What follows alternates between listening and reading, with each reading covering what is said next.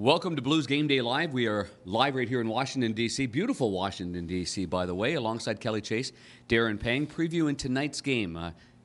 Darn it, I should be fined. This afternoon's game. How many times did you do it yesterday? I did it Today, a couple tonight? times yesterday. Yeah, afternoon. Yeah, anyway, it's an afternoon game. It's 2 o'clock Central Time, 1:30 on the pregame shows on KMOX, that 50,000-watt blowtorch, and, of course, Fox Sports Midwest.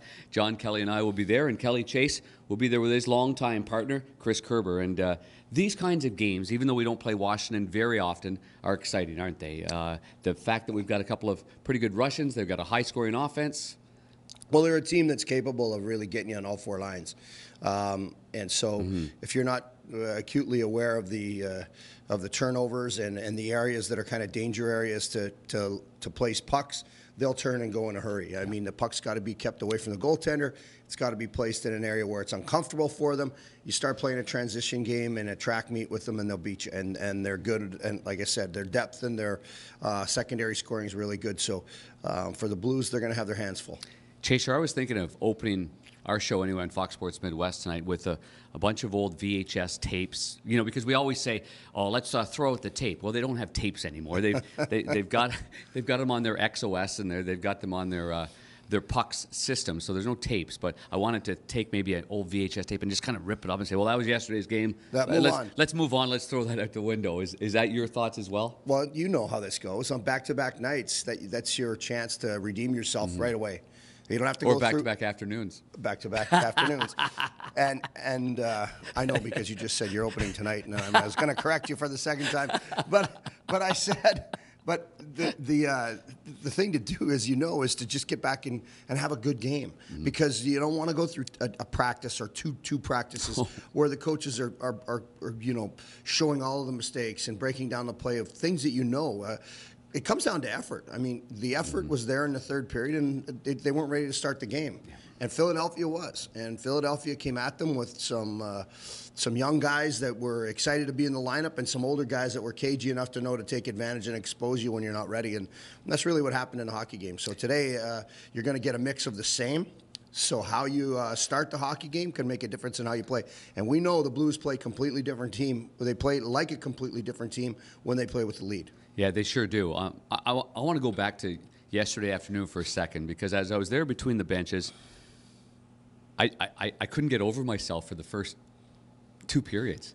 You mean I've never seen it before. I don't think I've ever seen this Blues team have such a lackluster effort. So I'm not going to throw the tape out just yet. I think we have to rehash just for a couple of seconds to say what happened and what team was that? Yeah, that it kept being brought up. I think was it Jay that Greenberg kept bringing up. Somebody kept bringing up the slump yesterday. The coaching staff prior to the game was like, slump. We were in a slump. Slump's when you're not doing anything right. When you're not, He goes, we didn't have a slump. We didn't get enough goals, but we had effort.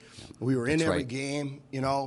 That's not the team we saw yesterday. Start the game. They didn't have that effort. They were not in that game, and that, to me, was alarming as well. Maybe these afternoon games are not what, but so what do you say? What did you say yesterday in watching it? Because for us, we were just, as you said, kind of a little dumbfounded. That's not the team we've watched. A couple of times I said to John Kelly, I said, boy, we are spoiled as broadcasters, because every single night it's been 9 years here, we get a good effort every night. We get something different every night. There's a different page to the chapter. There's a different chapter to the book.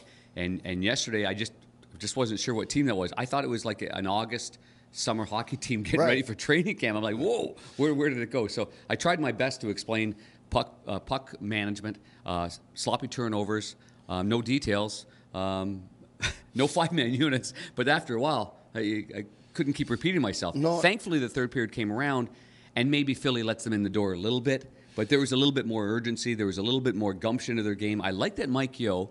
Boy, we haven't seen this very often where Mike Yeo, it was an icing call. Maybe Jerusalem was a little bit tired, but he reads that. Whether he thought they were tired or not, I don't think it would have mattered anyway. He pulls his goalie with 4.5? Yeah.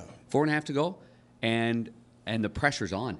I saw a team that said, okay, we're going to score a goal here. We're going to get right back into this game. Well, I think you can say, maybe Philly let their foot off because it was 4-1, except they scored in the opening faceoff.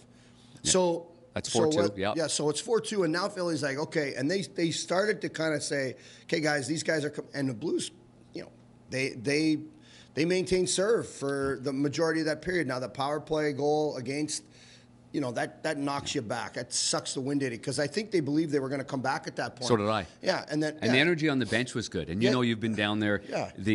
All of a sudden there was some communication. The first 2 periods, Chaser, there was no talk. There's only 2 guys that talk on that bench consistently. Alex Pietrangelo talks all the time. Right. Heads up. Here's what. Keep going. And Scotty Upshaw. Yeah. Good play, guys. Way to go, guys. Yeah.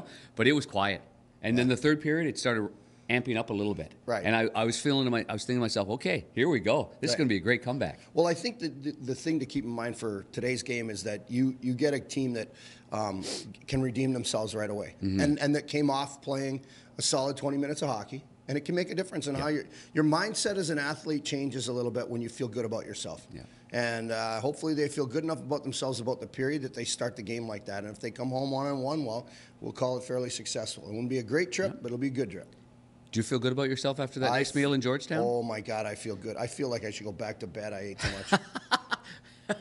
So much for the diet I had going. I would have solid 7 days in. Listen, you're a huge part of the St. Louis Blues alumni, one of the most successful alumni in the entire National Hockey League. You had a couple of buddies here that are good friends of yours that were here. Yeah, for Clark the trip. Aspey and Dale Bellman were here, and we treated them. They are very giving to our community and our charities, and so they wanted an auction, a trip to be with the team, so we took them to dinner last night. Well, and we really appreciate what Clark brings to the Blues, and part of our alumni as well. Did they wear your ring, or you did not have your ring on right now? The big red team. Red team ring. See, the one time I've taken it off.